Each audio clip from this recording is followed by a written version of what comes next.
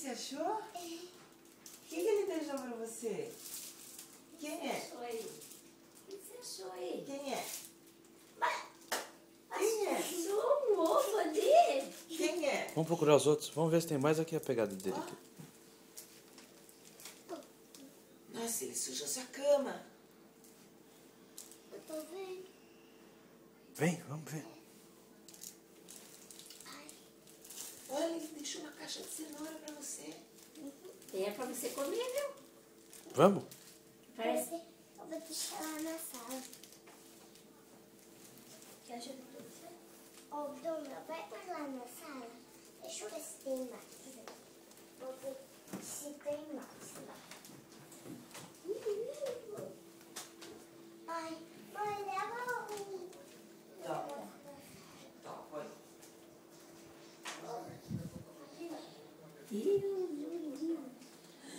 Olha a sujeira que eu fiz. Olha isso. Na sua escola ele fez isso? Fez. Eu não acredito. A cheirinho. Esse ele deixou pra Bruna. Tá perto do quarto da Bruna. Pega e entrega pra Bruna.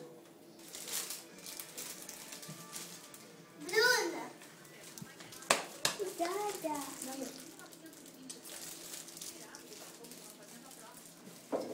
Esse aqui de quem é? Não sei, vamos olhar aí. Esse aqui é meu. Esse aqui é meu, pai. É seu. E esse aqui da menina? E quem que ganhou um da Sininho que tinha uma lanterna dentro que você queria? Eu. Ai, ele trouxe.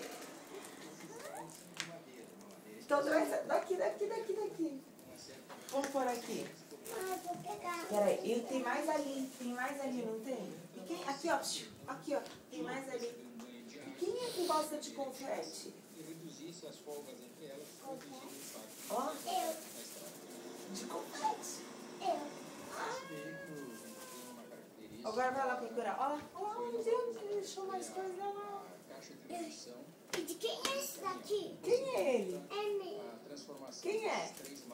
Xereque. Quem gosta do xereque? Eu. Ai, meu Deus, ele adivinhou. Ganhou igual da Do carro eu não gosto.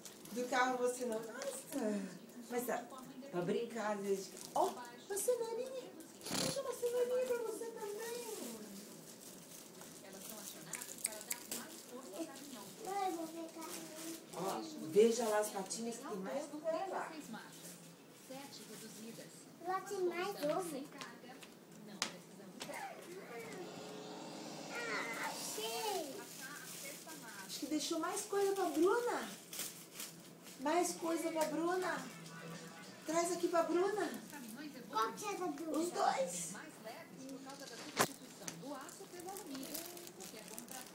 Dois.